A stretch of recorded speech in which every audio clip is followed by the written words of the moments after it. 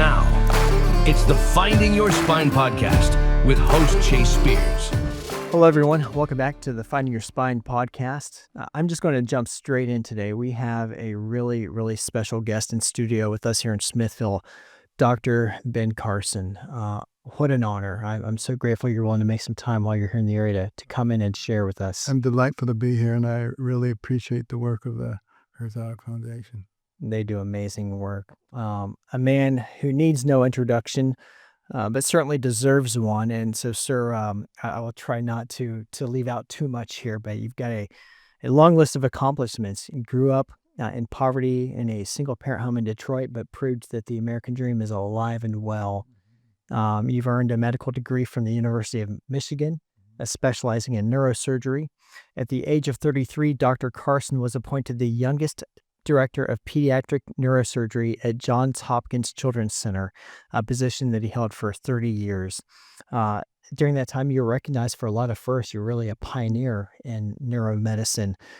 You did the first successful separation of conjoined twins joined at the back of the head, the first successful neurosurgical procedure on an unborn child in the womb, and you pioneered new work in developing methods for treating brainstem tumors. Dr. Carson is a prolific author, both in the scientific genre as well as numerous books. Most recently, this wonderful treatise, The Perilous Fight, which we'll get into shortly. Dr. Carson is the recipient of a long list of awards that would probably take the majority of our time together to even go through, but including over 70 honorary doctorates. I don't think I've ever met anyone who has done that before. You've been named one of 89 living legends of the Library of Congress. You've been awarded the Presidential Medal of Freedom by President George W. Bush in 2008. You ran for president in 2016 and served as the director of the Department of Housing and Urban Development during the first Trump administration. And under the new Trump administration, you had been appointed to serve as the vice chair of the Commission on Religious Liberty. He is the founder and chairman of the American Cornerstone Institute, which works to strengthen the bonds of community by strengthening the four cornerstones that hold society together: faith, community, liberty, and life. And so, Dr. Carson, with all that, I've just got to ask, when are you finding time to sleep? Sleep, I heard of that. Yeah. I've heard it's good for the brain. Is that what the research says? Well, speaking of that, with all the information about make America healthy again, I've been saying for decades, if everybody ate 3 well-balanced meals, drank 6 to 8 glasses of water, got a full night's sleep, exercised regularly, and didn't put harmful things in their body, most people in medicine would be out of a job. Having said that, it's a good profession. You don't have to worry. Well, I'm definitely grateful for medical professionals, especially 20 years in the Army. We get banged up a little bit, and so I've definitely appreciated having people who could sew me back together, and quite literally that has happened. My poor wife has had to live through me getting through all the therapy that comes with that. Sir, this series that we do here as the Finding Your Spine podcast is about men and women of moral courage. And I look at you, and it would have been easy for you to have concluded what no one would doubt is a meteoric career in medicine. After those 30 years and all the things that you pioneered and the amazing things that you did, it would have been easy to say, that's a wrap. Enjoy life. Be on the golf course. Enjoy the fruits of your labors. And yet you fight. Well, it wasn't intentional. I was going to do what you just said. I was going to learn how to play golf, and I was going to become a terrific organist. That was going to be my next opus. But then, I was asked to give the Presidential Prayer Breakfast keynote in 2013, which shocked me quite a bit because I had given the keynote in 1997 when Clinton was president, spoken about integrity in office. And I wasn't aware that anybody ever did it twice. And I did some research and found out that there was one person who did it twice, and that was Billy Graham. I said, wow, that's pretty good company. So I agreed to do it. And after that speech, everybody was saying, you should run for president. And I said, these people are crazy. If I just ignore them, it'll go away. But it didn't go away. Every place I went, run, Ben, run, big placards, over 500,000 petitions in my office. And I just said, Lord, if you really want me to do this, you got to give me all the stuff that a person who runs for president has. A Rolodex with all the important names, an organization, and a lot of money. And I said, I'm not going to go and develop those things, so you have to give them to me. The next thing I knew, they were all there. The organization was raising more money a month than the RNC. And it was fascinating. And I traveled all over the country, to the smallest little hamlets in North Dakota and Alabama, to the biggest cities. And I was very impressed with the fact that most Americans have common sense. But I was distraught to learn that most people did not have courage. And most people would rather stand in the corner and stare at the floor than to speak up for what they believe in, because they don't want to be canceled or be called a nasty name. And it is so important, if we're going to have the land of the free, to have the home of the brave. We have to be willing to stand up for what we believe in. Yeah, those words should absolutely matter to us in our heart when we sing them in the national anthem. Absolutely. Dr. Carson, I just finished reading your book, and I really appreciate you've investing the time to write it. I know you've written a lot of books, and again, I'm not sure when you're finding time to sleep with all the travel and writing and speaking. I asked, I don't know if you know who Dr. Albert Mohler is. Oh, yeah. I asked him the same thing one time. I got to meet him at Midwestern Baptist Theological Seminary, and I'm a huge fan of his work. I asked him the same thing, like, when are you sleeping? He's like, not much. But one of the things I really appreciate about this is like the title is your thesis. I appreciate you're not sugarcoating. There is a literal fight for this nation. Absolutely. It's not just a spat between cousins across America, but a literal cultural fight of revolutionaries who want to overthrow this order. And you take that on. Take it on directly. Talk about January the 10th, 1963, went into the congressional record. Congressman Herlong of Florida read the 45 Goals of Communism in America. This is how they plan to subvert our country. And they included such things as gaining control of the school system and the teacher unions so that you could indoctrinate the kids. We're seeing the fruits of that in lots of our colleges now.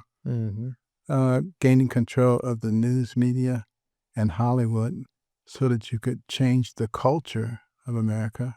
And you see that anytime you turn the TV on, within 5 minutes, they're presenting an alternative to the traditional nuclear family. Denigrating the role of fathers and families, getting God out of the public square and particularly out of schools, making sexual perversion normal, natural, and healthy, driving wedges between children and parents. I mean, the list goes on. And when you read it, you say, my goodness, this is the stuff that's happening in our country. It's not an accident. And, also a big part of Marxism is control of the populace. And the way to do that is to drive wedges between everybody on the basis of race, age, income, gender, political affiliation, religion, have them all at each other's throats and divide and conquer. And we, the American people, have got to be smart enough to recognize that we're being manipulated. And I always say, Wayne, W-A-N-E, we are not enemies. We've let hatred and division wax for a long time now. It's time to let it wane. And we need the kind of leadership that will help us to recognize that when we work together as a community, we're much, much stronger and we can get things done. And when we put the facts on the table and have discussions based on the facts and not on our opinions and ideology, we can really make a lot of progress. We also have to know that when you live in a multifaceted society, my way or the highway doesn't work. Mhm. Yeah, I sense in this almost an argument of sphere sovereignty, of talking about how, you know, we as Christians understand there's brightly God ordained government of the family, government of the church, government of the state as part of common grace, and how, you know, people are trying to, and in many ways effectively using that government of the state to infringe and to interpose upon the government of the family and the government of the church, from which the the foundation of societal stability comes. Right. Well, communities are composed of families, and states are composed of communities, and nations are composed of states. It really comes back to that fundamental building block, which is the family. And families are not forming in our country like they used to. People are not getting married. They're getting married much later. Their marriages are breaking up.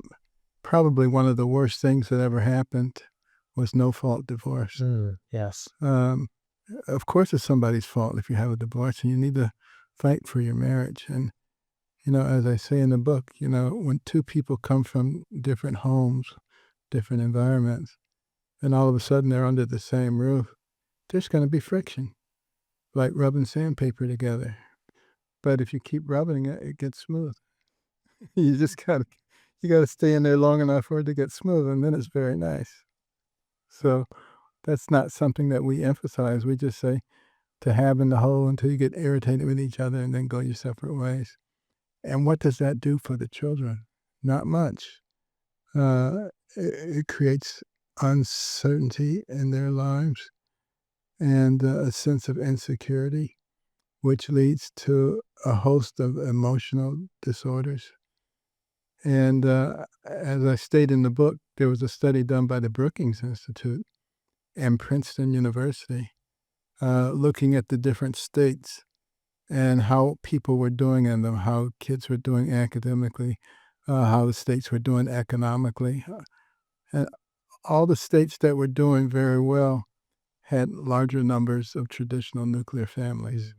So you can see how those building blocks are very important. And Brookings Institute and Princeton are not necessarily conservative places. I say that with tongue in cheek. But even the data is the data. The data is the data. And that's why I say we got to put the data on the table and have discussions based on that and not on ideology. Yes, sir. One of the things that I really liked, I'm going to pull out a few quotes from your book here, and this is for anyone who's reading along. It's on page 65. You write, quote, "Having had their character forged through difficult times, courageous leaders emerge who are willing to sacrifice personally and inspire others to do the same in order to achieve a common good." And then you go on to talk about how George Washington is a great example of a man who rose to the moment, and history is replete with examples. I live over near Fort Leavenworth, and of course we have a lot of stuff to General Eisenhower, a man whose career would have largely been overlooked had the Second World War not happened, and he was a man who rose to the moment. Um, I think of the statement, "Hard times create strong men," and we've had some hard times in my lifetime recently. I'm encouraged though. I'm watching, and I'm curious your thoughts on this. I'm watching as Generation Z is coming forth, and it seems like there may be some Some hope, strength of character and some hope there. no question about it. Particularly the young men are moving in a more logical direction. Common sense seems to be returning. I think they're seeing where all the craziness has been leading, and they don't like what they're saying. Yeah. So they're saying, let's take a look at some of the things that have happened in the past that maybe led us in the right direction. And I'm finding as I go around to the various universities, working with Charlie Kirk's organization, and the students no longer seem to be afraid to wear American flags That's great. and MAGA hats, and they come out in force. And I think it's a good sign that maybe we're going to recover. There are many people who are sort of giving up and throwing in the hat and saying, we're done, we've had our time in the sun. But I don't think that's true. And I mean, there's only so far an anti-ontological philosophy can get you. Exactly. And, a lot of the craziness that's going on in terms of LGBT stuff, what does a logical society do? They say there are some things that are not normal. We should learn how to accommodate those, and we should be tolerant of those. But we don't turn the whole society around and change the society to make that the norm. You don't make the abnormal normal. You learn how to accept the abnormal. I completely agree. I mean, we have a society that I have seen has said, okay, we have this fractional percentage and we must reorient society to that. And I mean, that just defies all logic. I mean, a society cannot function. Right. And I think that's the kind of thing that a lot of Generation Z is starting to recognize. And, they're not being mean to other people. They're just saying, you do what you want to do, but we're not going to change our whole society to be accommodating or changing to fit and make it normal. If it's abnormal, it's abnormal. It's okay. It's different. And we're reasonable people. And just because it's different, we're not going to throw you to the dogs, but we're just not going to change everything. That's all. Yeah. Kind of a refusing to be complacent. Right. And you've noted in this, and I've heard it elsewhere, and I've thought about it a lot myself recently, how complacency in every avenue of life, whether it be your personal life, whether it be your work life, whether it be the part of statecraft that you influence, complacency will kill every single one of them. Absolutely. And you see it going on in our military right now. All of a sudden they're saying, these are the standards. This is what's normal in the military, and we're not going to change it. If you want to fit in the military, then you have to meet the standards that are there, period, end of story. It's a welcome change. I retired from the Army right at about a year and a half ago, and it was extraordinarily frustrating. I'm sure. And demoralizing for people like me, for Colonel King, who was on our show last week, who lived through his service, saying we're going to cater to worldviews that are antithetical to defending the values of the Constitution. Of course. It's been wonderful to see that turn around, and if I can beg of you, citizen to citizen, as you carry word back to the Trump administration, please tell Mr. Hegseth to keep plowing forward, because the DoD is a big ship with a small rudder. We're going to do a lot of work for him to force his command intent all the way down. And he's going to be attacked mercilessly. But Pete's a tough guy. He is. Well, and I think back, and I've said this so while for the last couple of years, and I'm not the only one who said it. You need people of stiff resolve to be in government, who will wake up and consider being maligned in the New York Times and castigated in CBS News, who will look at that and consider it a badge of honor and an indication that they're doing the right thing, rather than something to be fearful of. Right. I always say, if they're not attacking you, you're probably not doing anything. Yeah. It's kind of like the age-old battle statement, like when you're over target, when you're getting the flak. Right. Yeah. Well, it's been great to see guys like him. As a matter of fact, the new VA secretary, one of my old battle buddies from the Army, is his communication director, and I'm watching the way that they're pushing back, and it's as a retired Army public affairs guy, it is just glorious to behold. Right. And Well, he was a fighter when he was in Congress. yeah, yeah. And so how do we, like, there are a lot of people, shockingly right now, thank God in this piece of history, a lot of people who are being brought in who have that resolve. Um, but there's still a lot of people who don't. I'll tell you, for example, I have a lot of friends still serving, who philosophically are probably 98% or better aligned with how you and I think. Mhm. And yet, even now, they're afraid to be seen in public, identifying with just basic sanity. Yeah, And my challenge to them is, if not now, when? exactly. If not now, when? And people need to also understand that there is a herd effect. If you stand up, it'll encourage other people to stand up. Yeah. And that's the way that the left has been so successful. They intimidate people into silence. And they may have smaller numbers, but they've got a bigger voice when everybody else shuts up. They're very good at making small crowds sound like giant crowds. Exactly. Yeah.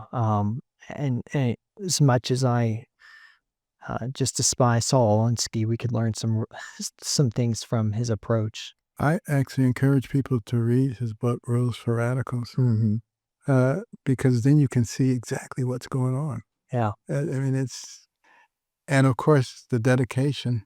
He says, got to give a shout out to Lucifer. To Lucifer, isn't that insane? Pretty bad. Yeah. Pretty bad. The original radical, he called him. Yeah, he did. And guys like Alinsky, they understand this is a long game. I mean, they have been playing the long march through the institutions, going on probably 60, 70, 80 years now. Yeah, well, that congressional record, 63. So that was over 60 years ago. Yeah. And that wasn't the beginning of it. That's right in the middle of it. And you've got those radical professors at Columbia, in the 30s, advocating multiple changes simultaneously to the point where people can't keep up with them. I think they're a little bit shocked that Trump has turned them on their heads, and he's coming out with stuff so fast they can't keep up. It's like we say in military doctrine: give your enemy multiple problems to solve at once. Seriously.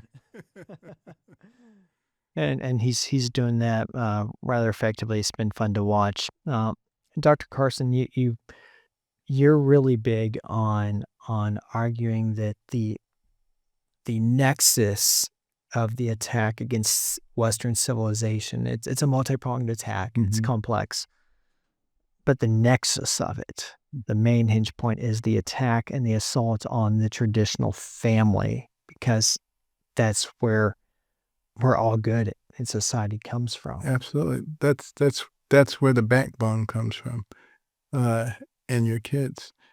That's where they get their identity from. And if they don't get it from there, they're going to get it from somewhere else. Yeah. And unfortunately, with the kind of access that they have to social media and the internet, I don't think any kid has a chance unless they have a solid foundation in the family. They're going to be blown away by all of that stuff. And it's an incredible privilege, but an amazing duty to be a parent and to be a good parent in the society that we live in right now. It's possible, and people shouldn't give up, but you have to exercise some control. You have to control what those kids are looking at until a certain age. What do we do instead? As soon as a baby can sit up, what do? Sit them in front of the TV to entertain them. As soon as they get a little bit of manual dexterity, what do? Give them the controls for all the video games. And zip, zip, zip, zoom, zoom, zoom. Their mind is very, very fast. And then you put them in a classroom. They're 5 or 6 years old. Teacher's not turning into something every few seconds. You think they're going to pay attention? And hence, we have this explosion of the diagnosis of attention deficit disorder. Mm-hmm. It's not really attention deficit disorder. It's just that their mind is on Zoom mode, and you need to slow it down. And what I would do when I was practicing, and the parents would come in and they'd say, the pediatrician wants us to put them on this medication for ADHD. I would ask them a couple of questions. I would say, can they watch TV? Oh, yeah, they can watch TV all day. I say, can they play video games? Oh, yeah, they can play video games all day. I say, well, I'll tell you what, why don't we try this? Wean them off of those things and substitute quality time with you reading and discussing material. And in 3 months, if they still need it, let's talk about it. Most of them didn't need it anymore. Mm-hmm. So it wasn't really ADHD, it was pseudo-ADHD.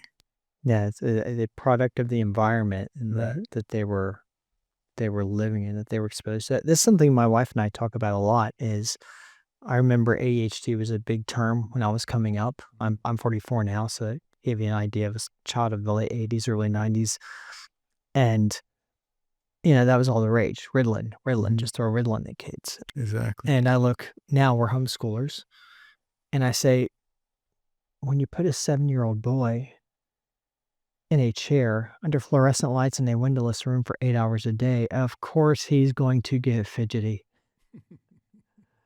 I think it's just madness, Yeah. the way that we expect to put children in these institutional structures today. And that's why so many of the homeschools are doing so well. mm-hmm. And so many of the classical Christian schools and things, where they're mixing it up and taking advantage of some research that has been done on learning patterns. And it's making a difference. Those kids are being very well educated. Yeah, but it's something that I'm so grateful to my wife for agreeing to do. When we were dating, she wasn't convinced, and but she's just a hard charger now. And the fruits that I've seen in my home from that. Yeah. I was thrilled that my wife decided to be a stay-at-home mom, even though she had a Yale degree and a Johns Hopkins degree. And she said, it's actually more important for me to make sure that the kids get on the right track. That's good. No one will love your children more than you will. That's exactly right. Yeah. You talk about the fact that another reason it's so important for us to focus on the family is the fact that when you have less of a family bond, you naturally produce people who are less apt to be courageous, less apt to have resolve, less apt to stand up when they know a value is a morally righteous value is being violated. I'll quote you here from your book again. Weakening our families results in weakened individuals who are easier to bully and control. And I mean, I think we've seen this for a long time, but the cover was really ripped off of my eyes in 2020 of just how easily people are to control. Well, I hope our population learned from that situation and won't fall for it again. I remember about a year ago, they were saying there's a new strand of COVID and it's dangerous and everybody's going to have to get vaccinated again and put masks on. And nobody was buying it. And then they just dropped it. Yeah. Yeah, I remember it was like the third strand. I was suspicious from strand 1. And funny enough, I'd actually picked it up from a military training trip to South Korea and brought it home before any of us even knew it was a thing. I just thought it had this really kind of wicked strain of something. And then by the time they said, "Oh, there's this new strain," I was like, "We're done." Well, each strain that has come out has been weaker. Mm-hmm.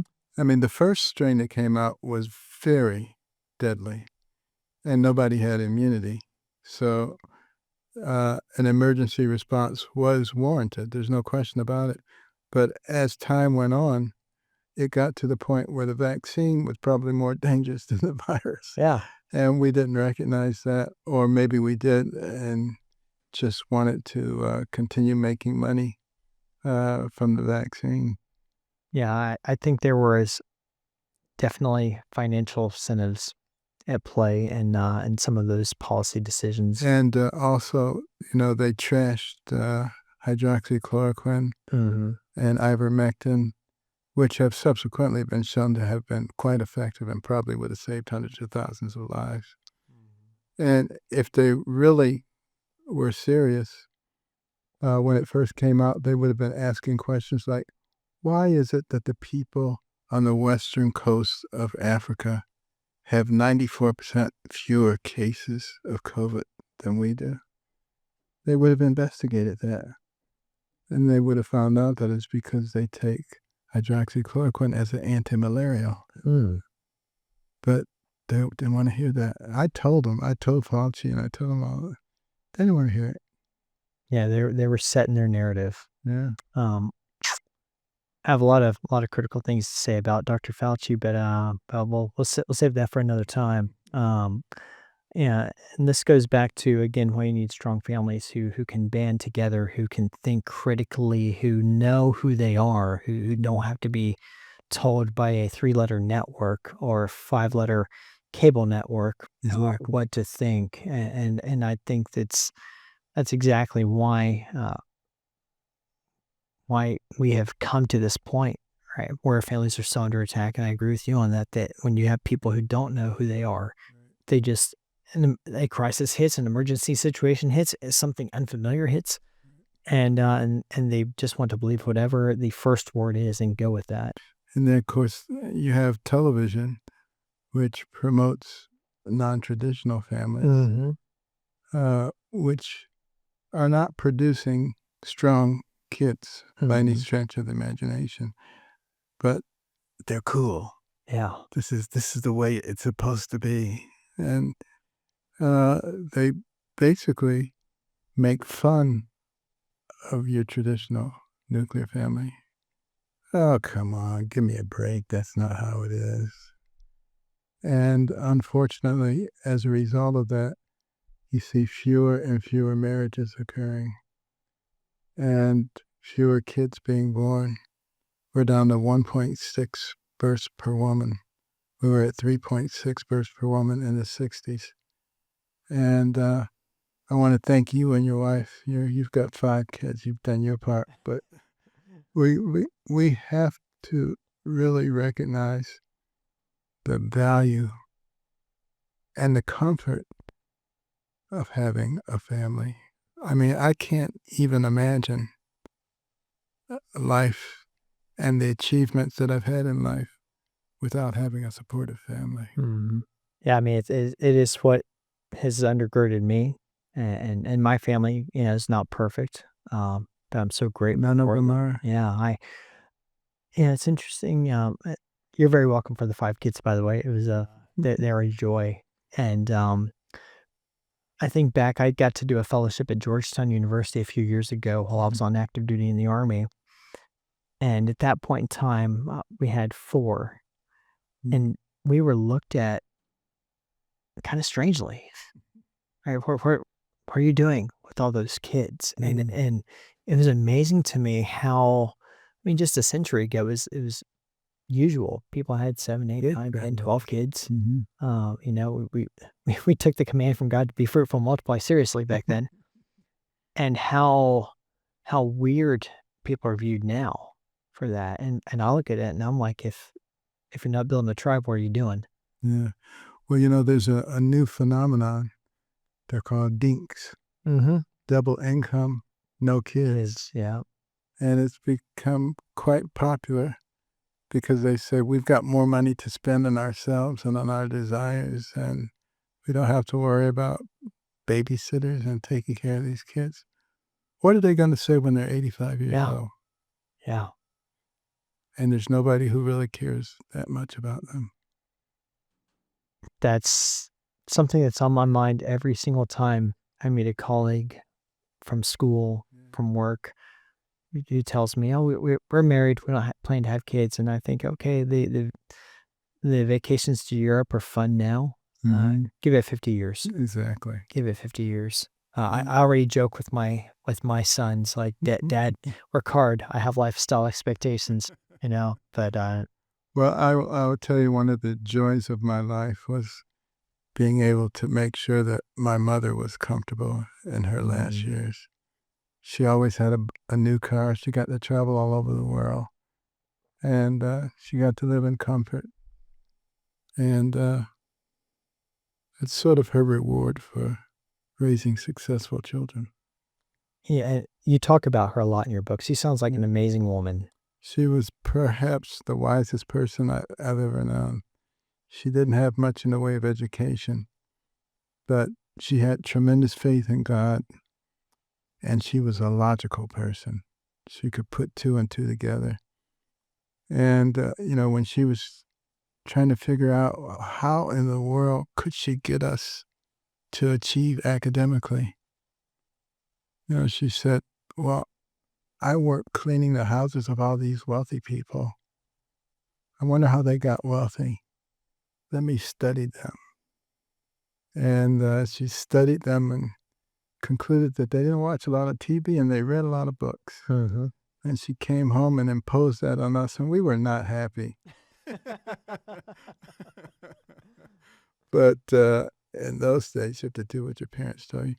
Some people say, homes that don't have a father in them lack an authority figure. They don't know my mother. But many of them don't, unfortunately. We have a lot of kids having kids and not having a lot of wisdom in terms of what to do with their own lives, much less their kids. But, she imposed that on us, and it worked. And her friends were laughing at her and saying that her boys would grow up, they would hate her for making her stay in the house and read books. But she got the last laugh because one son became a brain surgeon and the other became a rocket scientist. You showed him up. Showed him up. I love Absolutely. that. I love that. Yeah, my parents took a lot of heat for homeschooling me and my brother in the 1990s when it was not as accepted as it is now, and turned out all right. It turned out all right. Sir, I there was another piece of your book here that just really spoke to me. You talk about the fact that the attack on the foundation of truth that causes so many people to fear should instead be what energizes us to stand. Right. Yeah, when we see what's happening to our country and we see the very principles that we believe in being attacked, and we just say nothing, we're being complicit. And what you have to think about is, what about your children? What about your grandchildren? What about all the people who are coming after you? Think about it for us. Think about all the people who fought for our freedom.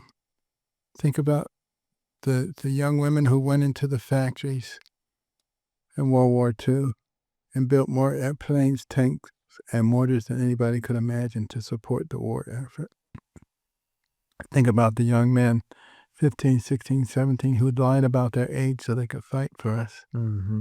Think about how they were being mowed down on the shores of Normandy. They didn't turn back. They stepped over those dead bodies, knowing in many cases they'd never see their homeland. And they died for us. We should think about that. We should think about, do we have an obligation for those who are coming after us? And when you think about it that way, maybe you get a little courage. Maybe you get a little backbone. Yeah.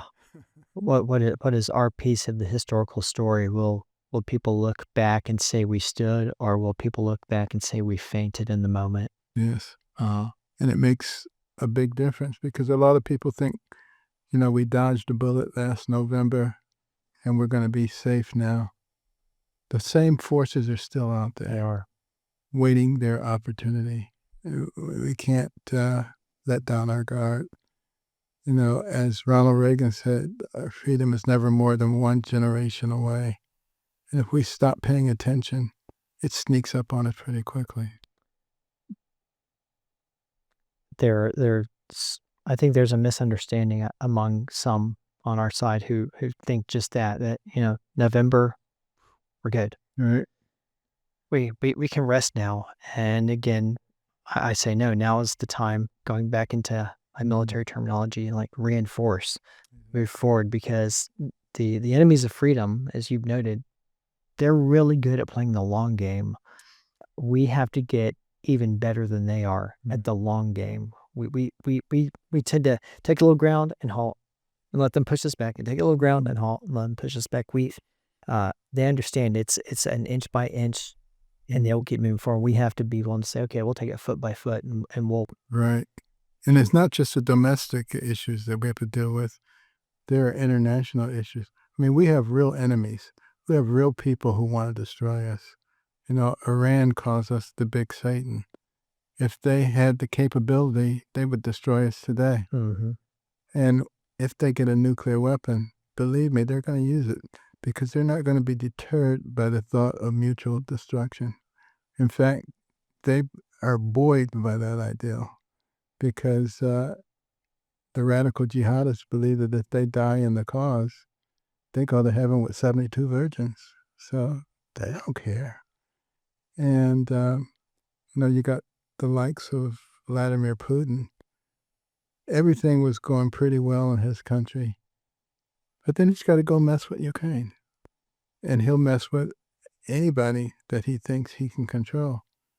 We have to be able to deal with that kind of situation. We have to deal with China, whose long-range goals are world domination. And so, by no stretch of the imagination have we won. We're still deep in the battle, and we have to be very conscientious and work very hard to maintain freedom. Yes, sir. Kind of in the eye of the hurricane, so take the chance to get ready to move forward once again. Exactly. Sir, I'll kind of wind us down here with you've given us a map here, but we're just talking about the long game. How do we, as men and women of moral principle, how do we begin playing that long game in our own lives individually, right here, right now? Well, what we have to do is recognize what we have. If you have a family, make up your mind that you're going to appreciate it. And you're going to do everything you can to strengthen it and strengthen the bonds in your family. Things like, and I talk about this in the book, something as simple as making a commitment to have dinner together and to talk to each other about what's going on in your life. What we used to always do as the kids were growing up, for dinner, each one of them would have to present a fact that nobody else is likely to know, which meant they had to do a little bit of research. But it got to the point where it was so much fun, and they were so proud of the fact that they would have, and not to mention the fact that they began to really appreciate being knowledgeable about a lot of subjects. And that translates into success in life. It's an easy one to get started. I think I need to put that in effect at home this week. Give me a challenge. All right. Couple last questions here, sir. Can you real quickly talk about the Institute, the Cornerstone Institute, and how people can get involved and help join arms with you in that mission? Well, thank you for asking that. When the first Trump administration ended, I said, well, I failed retirement the first time, but now I got it. But it wasn't too many weeks after the 2020 election, seeing the direction we were going in, I realized that I couldn't have any fun playing golf and cruising around the world and watching the country go down the tubes. So myself and some very capable people from HUD got together, formed the Cornerstone Institute, which emphasizes the cornerstone principles that made us successful. Our faith, which teaches us how to relate to each other. Love your neighbor, not cancel your neighbor.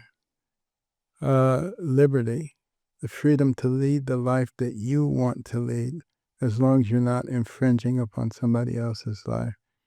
And, our country is the epitome of freedom and liberty. It's why so many people want to come here. They try to say we're systemically racist and we're unfair. If that was the case, why is everybody trying to get here? That doesn't make any sense, obviously, and we need to maintain that community, the sense of doing what works for all of us.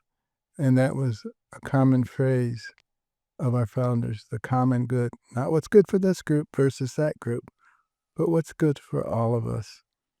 And neighborliness, helping those who are in need. We were very good at that. And then life, respect for life from the womb to the tomb. And as we've grown less respectful of life, look what's happened to our relationship with each other. So we want to emphasize those 4 cornerstone pillars in all of our policies. And we also have a pediatric component called Little Patriots, where we teach the children all of those principles and about the real history of this country, the good, the bad, and the ugly. But the fact of the matter is there's a heck of a lot more good than there is bad and ugly. 1619 and CRT, they concentrate on just the bad stuff. But that's ridiculous. We have a lot to be proud of in this country. And no matter where your ancestors came from, they can come from England, they can come from Africa, they can come from India, they can come from South America. You're better off here than you would be where they came from. And we should be grateful, all of us, for this country and do everything we can to preserve it and enhance the country.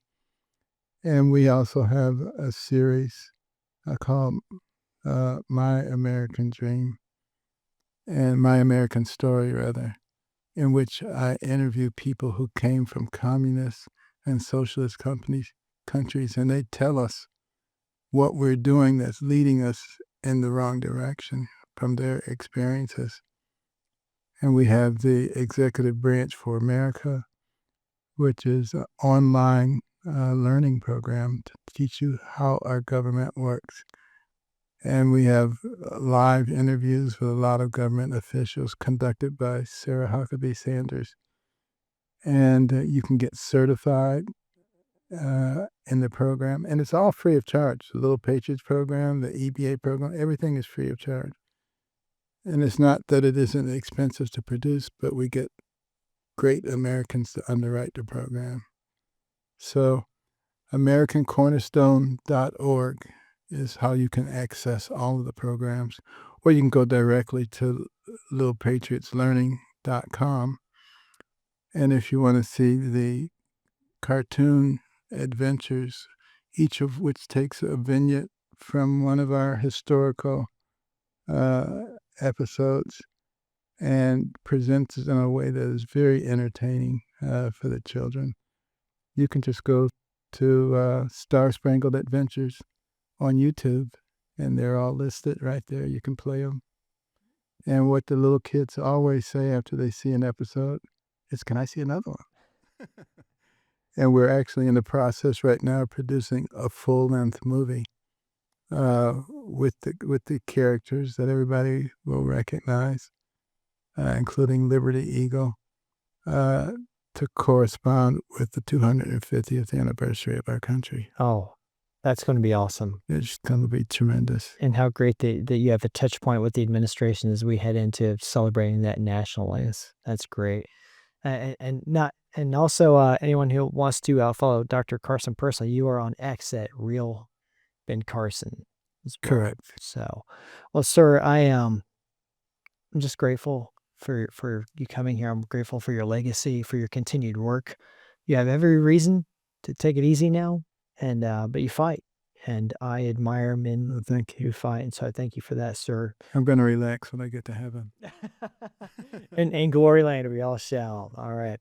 Well, I'm here in studio with Dr. Ben Carson at the Herzog Foundation Studios in Smithville, Missouri, to learn more about the amazing work the Herzog Foundation does to catalyze Christian education and to bring you living legends like the one and only Dr. Ben Carson. Head on over to herzogfoundation.com.